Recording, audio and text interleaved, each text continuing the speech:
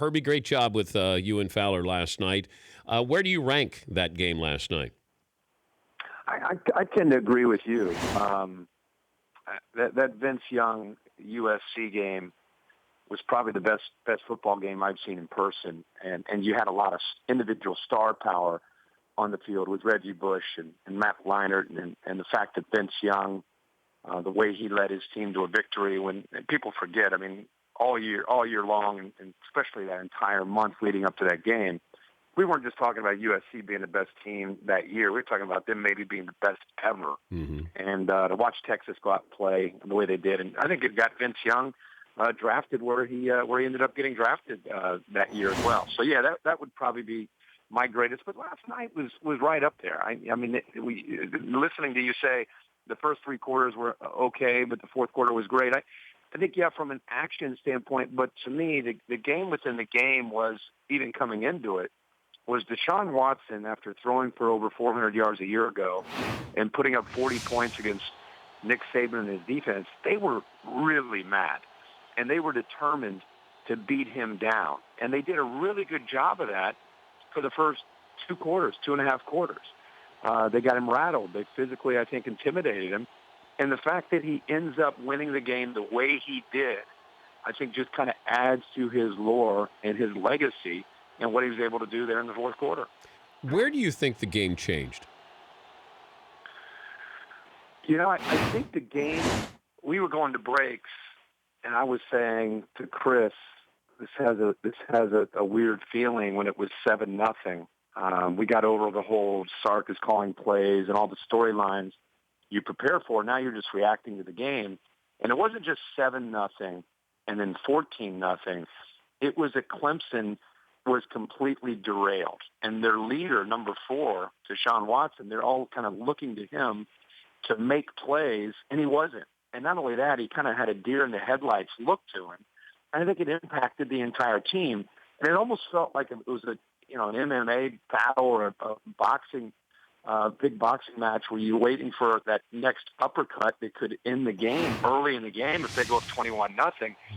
But I think the turning point was that screen pass to Deion Kane that picked up big yards, and then the throw to Jordan Leggett, the tight end over the middle, got him down inside the 10, and then when he went around the left side for the touchdown to make it 14-7, it not only got him points on the board, it stopped the bleeding. And I think it stopped the momentum that Alabama had created for much of the game up to that point. So I think that turned the game, and it got the crowd into the game. And then I think from that point on, it became about execution. I was wondering about Jalen Hurts in a big moment, if he was able to throw. And if I'm Clemson, I wanted him to throw the ball 30 times last night. Yeah. That's why I picked Clemson. I thought that they made him one-dimensional. They had a chance because I thought that Clemson was a better team this year than last year. And I love Deshaun Watson, and that's why I voted for him for the Heisman. But it felt like the defense is the one that paid the price because Alabama was going 3 and out, and that defense was spending a little more time on the field. I don't know if that caught up to them. You're the greatest defense we've ever seen, and you get exposed for 21 points in the fourth quarter. Why was that? Absolutely agree. I thought Jalen Hurts, for what he was asked to do, and I thought Sark was smart on how he tried to use. Remember, how many true freshman quarterbacks have won a national championship? Just the one, Jamel Holloway. It doesn't happen often, and yet I thought he did a good job of kind of managing his emotions throughout the game. Sark didn't really put him in a position necessarily to fail. They're fairly conservative, with the exception of, they hit O.J. Howard when they got behind coverage. But for the most part, it was a high percentage throws and throwing it away and running the football type of game for Bama. But when you do that against a pretty good defense, as you alluded to, you're not going to have a lot of success and a lot of consistency, and they're going to be 3 and outs. And while you're going 3 and outs, again, another boxing kind of analogy, it's like body blows over 3 and then 4 quarters.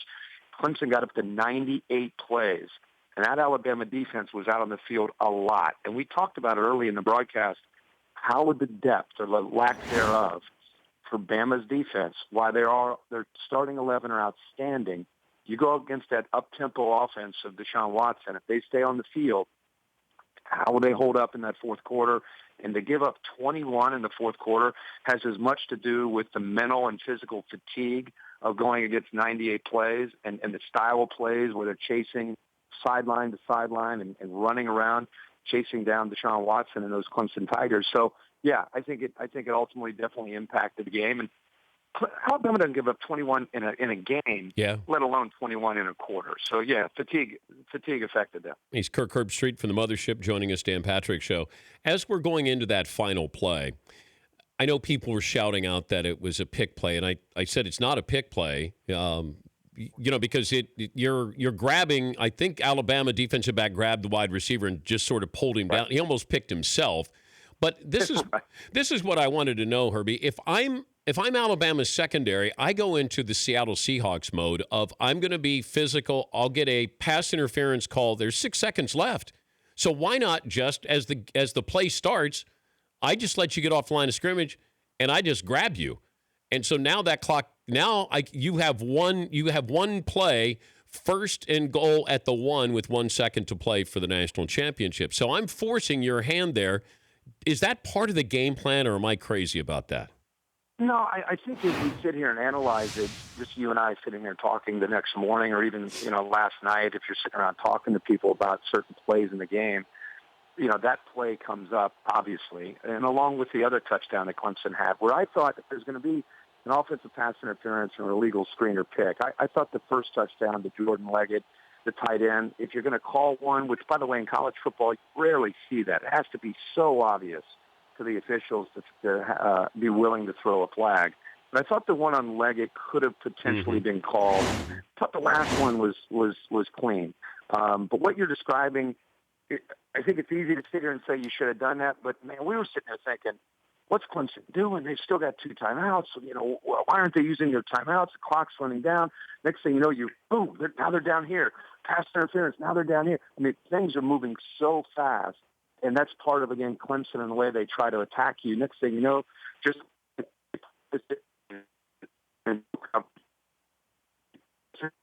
man beater. And, yeah, you could say grab onto him, but you're taught all those drills in practice, you're taught to try to get through that screen, get through it, and make the play. And it's kind of instinctive at that point as a corner to not necessarily pull him down. What's the worst case scenario? It's just going to be pass interference. You're just taught to cover the guy, and I think when the game's moving that fast, you instinctively go with what you've been trained to do.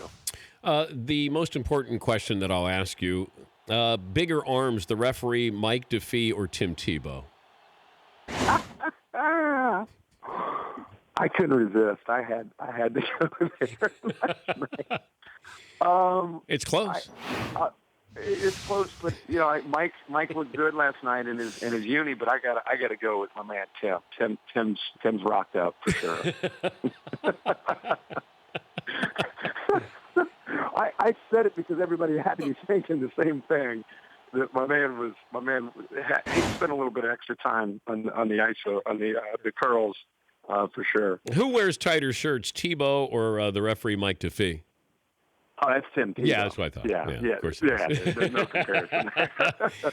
Hey, congrats! You guys had a great season, and kicked off by last night. You and Chris formed a great pair, and you make it a big event even bigger. But thanks for joining us, Herbie. Thanks, buddy. Take care. All right, Kirk Herbstreit from the Mothership. The Dan Patrick Show, weekday mornings on Audience.